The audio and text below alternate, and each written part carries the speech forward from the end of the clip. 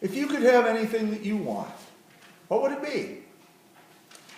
Would you want to win the Powerball and have so more money than you ever knew what to do with? That was a dream of a lot of people here a couple of weeks ago, when the jackpot was so high. I'm sure there were a lot of people who were praying that they would be the big winner. Would you want power?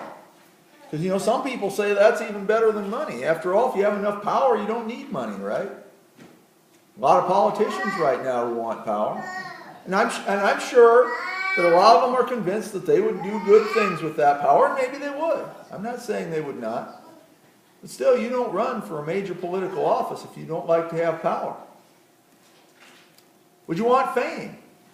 A lot of people want that too. We have all these shows, American Idol, The Voice, America's Got Talent, all that stuff. People who just want to get recognized, just want to get noticed so they can become famous. Now, there are a lot of other things that we might want too, of course. A lot of them are more serious. We might want healing for ourselves or for our loved ones. We might want to find a loving relationship or to have one restored. We might want work that's fulfilling and rewarding to us. Some people, I'm sure, simply want to have enough to eat and want to have a warm place to sleep at night. But as we continue our sermon series, Dream On, looking at dreams and dreamers in the Bible, this is the exact question that Solomon faced. God comes to Solomon in a dream. God says to Solomon, "Ask me for whatever you want me to give you." Well, that'd be a pretty awesome thing, right?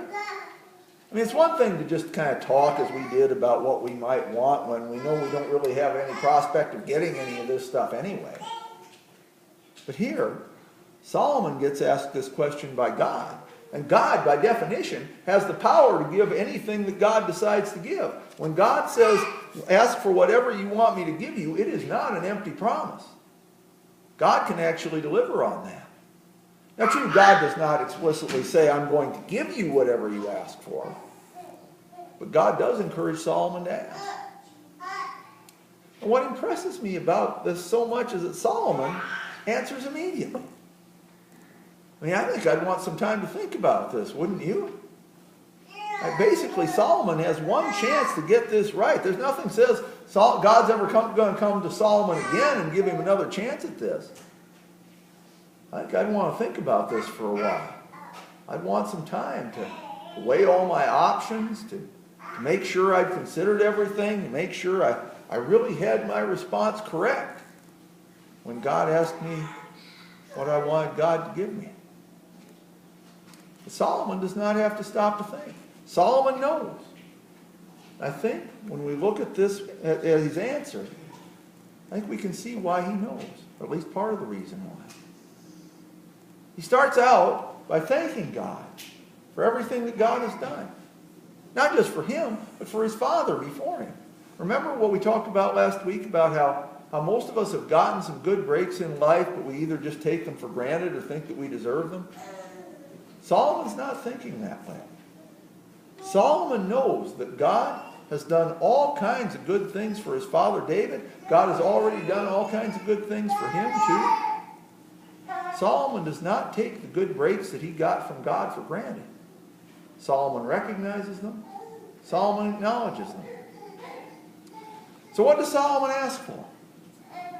None of the things that we talked about. Solomon does not ask for money or power or fame. He does not ask for good health or a rewarding relationship. Solomon asks for a discerning heart so that he would know right from wrong and be able to be a good leader for the people of Israel. Now maybe you think, well, sure, it was easy for Solomon. He already had wealth and power and fame. After all, he was the king. He had no need to ask God for that stuff. And there might be some truth in that, but think about it this way. Think about the richest and the most powerful people in the world. Think of the most famous people in the world. How many of them are ever satisfied with their wealth or their power or their fame? How many of them ever say, well, I've got enough money now, I don't need any more. Or I've got enough power, I don't need any more. Or I've got enough fame, I don't need any more. I'm sure it happens, but it does not seem to happen very often, does it? The very rich always seem to want more. The very powerful always seem to want more. The very famous always seem to want more. And this is not really intended as a criticism of the rich or the powerful or the famous, because what it is really is just human nature. When we really value something, when something is important to us, whatever that something is, there never seems to be an amount of it that's enough to satisfy us. We always want more. But it's what we want more of that shows what we really value. And what we really value, in turn, shows who we really are. And that's why God was so pleased with Solomon when Solomon asked for a discerning heart, because it showed what Solomon valued was not money, was not power, was not fame. What Solomon valued most had nothing to do with himself. What Solomon valued most was wisdom and justice. And he valued it because he wanted to serve God better. Because he wanted to serve the people of Israel better. And when he asked for that, God was pleased because it showed how much Solomon loved God and how much Solomon loved people. God gave him what he asked for. In fact, God gave Solomon a lot more than what he asked for.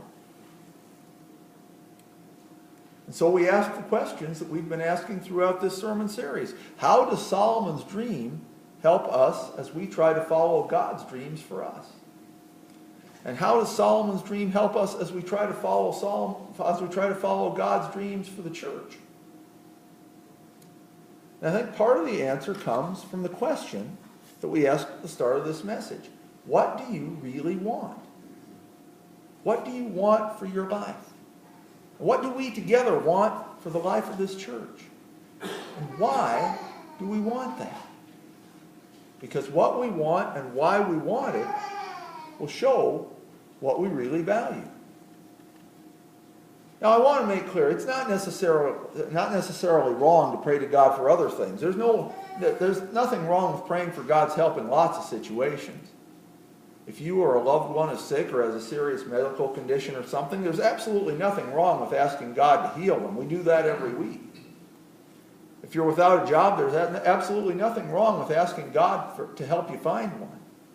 If you're having problems in a relationship, there's nothing at all wrong with asking God to heal that relationship. And there are all kinds of other things that we could add to that list.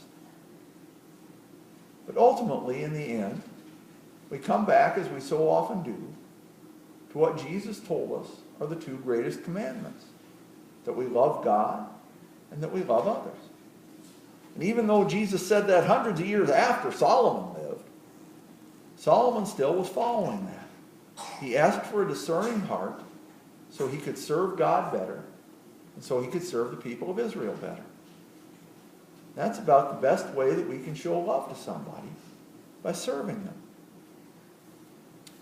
And as we try to find God's dream for us and God's dream for the church, I'm pretty sure it has something to do with that. Loving God and loving others, and showing that love by serving God and by serving others. If our dreams focus on ourselves, they're probably not God's dreams. Because God's dreams generally have nothing to do with things that are just for us.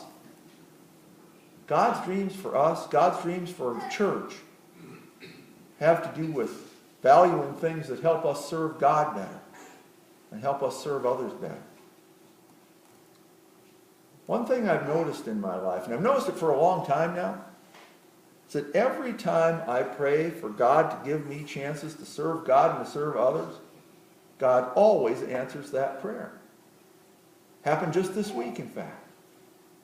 Because that's how usually God does it. God usually answers that prayer very quickly. In fact, sometimes I get a little scared when I pray that way to God. Because I know if I sincerely ask God for chances to serve, God may take me in directions that I really did not want to go. God may ask me to do things that scare me.